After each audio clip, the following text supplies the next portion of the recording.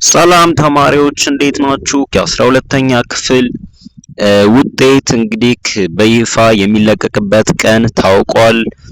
መቼ ውጤታችሁን ማየት እንደምትችሉና በምን አይነት መንገድ ወይም ደግሞ ውጤታችሁን የምታዩበትን በቴሌግራም የኤስኤምኤስ እና እንዲሁም የዌብሳይት ሊንኮችን እነግራችኋለሁ።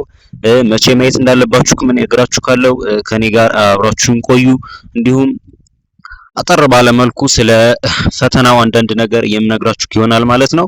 ከኔ ጋር አብራችሁን ቆዩ።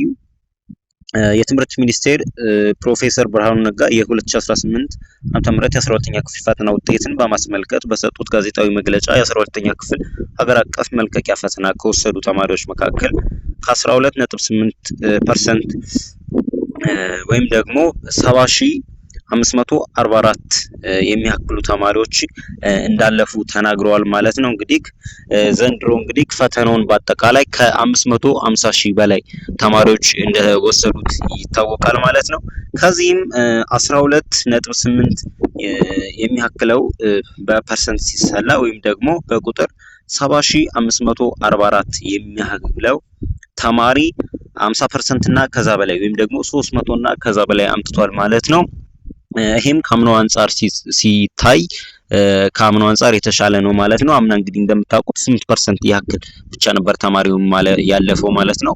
ዘንድሮ ደግሞ 12% ነው ያለፈው እና ከዛ አንፃር እንደተሻሻለ ተናግረዋል። ሌላ ደግሞ በዚህ ዓመት ከ50 በመቶ በላይ የመጡ ተማሪዎች በተፈጥሮ ሳይንስ 16% የሚያህለው ወይም ደግሞ በናቹራል ሳይንስ ከተፈተኑ ተማሪዎች 16% የሚያክለው አልፏል ማለት ነው። በሶሻል ሳይንስ ደግሞ 8% የሚያክለው አልፏል ማለት ነው። ይሄ እንደ ለየብቻ ሲሰራ ማለት ነው። እንግዲህ አብዛኛው ናቹራል ነው ባልሳሳት ወደ ከ260,000 ምናምን በላይ ወይም ከ300,000 ምናምን በላይ አብዛኛው ናቹራል ነበር። ከዛ ከናቹራሉ 16% የሚሆኑ አልፏል ማለት ነው። እንዲሁም ደግሞ 200,000 ምናምን አካባቢ ሶሻል ሳይንስ ተፈታኞች ነበሩ። ከዛ ደግሞ 8% የሚያህለው አልፏል ማለት ነው። ሌላ በናቹራል ሳይንስ ነው እንግዲህ ዘንድሮ ከፍተኛ ውጤት የመጣ 591.6 ነው ወንድ ያመጣ ማለት ነው፣ ወይም ከፍተኛው ውጤት። ይሄም እንደገና ከሴት ደግሞ 583 ያመጣች ሴት አለች ማለት ነው። እንደገና ከሶሻል ሳይንስ ደግሞ ከፍተኛው ውጤት 576 ነው ማለት ነው። ከሴት ደግሞ 569 አምጥታለች ማለት ነው። ይሄ እንግዲህ በሁሎችም ዘርፍ በናቹራልም በሶሻልም ከወንድና ከሴት ያሰቀሉ ተማሪዎች ናቸው ማለት ነው። እንደገና በዚህ ዓመት ከተማሪዎችን ካስፈተኑ ትምህርት ቤቶች መካከል 88 ትምህርት ቤቶች 100% ተማሪዎችን አሳልፈዋል። አብዛኞቹ አዲስ አበባ ናቸው።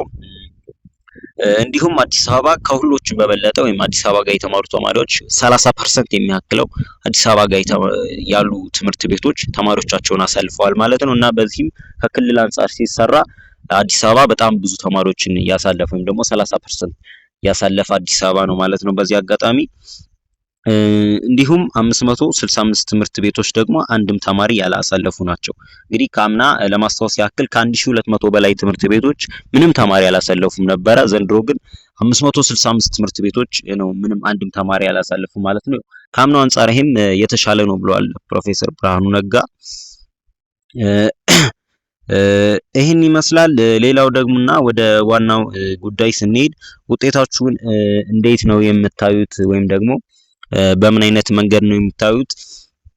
እንደተናገሩት ከሆነ እንግዲህ ውጤታችሁን ሰኞ ጠዋት ወይም ደግሞ ማክሰኞ ከሰዓት ብለዋል ማለት ነው። ተማሪዎች ውጤታቸውን ማየት እንደሚችሉ ተናግረዋል። እና እኔም የምመክራችሁ ሰኞ ጠዋት ጋር በጣም መጨናነቅ ሊኖር ስለሚችል ያው አምናም የተፈጠረው ነገር ነው። ዌብሳይቶችም ይጨናነቃሉ። ኢቭን ኤስኤምኤስ ለራሱ በመልእክት ለማየት ሞክሮ ለራሱ በጣም ስለሚጨናነቁ ትንሽ ቆየት ብላችሁ ከሰዓት ወይም ደግሞ 6 ሰዓት አካባቢ እንድታዩ መክራችኋለሁ።